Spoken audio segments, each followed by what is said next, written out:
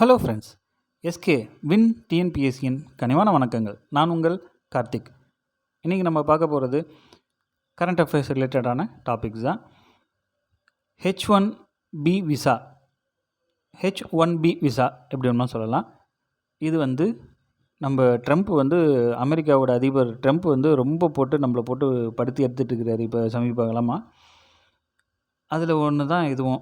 H1B visa அப்படிங்கிறது அமெரிக்காவுக்கு இந்தியர்கள் செல்லக்கூடிய ஒரு visa H1B visa. Not only இந்தியர்கள், வெளிநாட்டிலேருந்து வரவங்களுக்கு கொடுக்கக்கூடிய விசா அது. அதோட சிறப்பு அம்சங்கள் பார்ப்போம். அது ஏன், என்ன, ஏது அப்படின்னு சொல்லிட்டு. வெளிநாட்டில் இருந்து திறமையான ஊழியர்கள் தேர்வு செய்யப்பட்டு அவர்களுக்கு தற்காலிகமாக அமெரிக்காவில் பயிற்சி அளித்து வேலை வாய்ப்பு வழங்குவது. ஸோ அவங்களுக்கு திறமையான ஊழியர்களை தேர்ந்தெடுக்கிறாங்க, அவங்களுக்கு பயிற்சி கொடுக்குறாங்க, அங்கேயே வேலையும் கொடுக்குறாங்க. ஓகேவா. இந்த விசாக்கள் 3 ஆண்டுகளுக்கு செல்லுபடியாகும். மேலும் 3 ஆண்டுகளுக்கு இதை புதுப்பித்து கொள்ளலாம். ஸோ 3 இயர்ஸ் வரைக்கும் தான் அதோட காலம். ஓகேவா. இப்போது H1B விசாவில் குறைந்தபட்ச கட்டணம், இப்போ இதுக்கு முன்னாடி ஒரு கட்டணம் இருந்திருக்கும்ல, ஸோ அது எவ்வளவு, இப்போ எவ்வளோ அதிகப்படுத்தியிருக்காங்க அப்படிங்கிறத பார்ப்போம். இதில் குறைந்தபட்ச கட்டணம் பார்த்தோம் அப்படின்னா 1,49,000. ஓகேவா. இந்திய ரூபாயின் மதிப்பில் 1,49,000.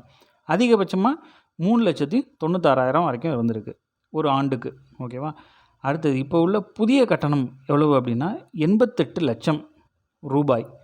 இதுவே டாலரில் சொல்லணும் அப்படின்னா $1,00,000. $1,00,000 ஈக்குவல் டு 88 லட்சம் ரூபாய். ஓகேவா.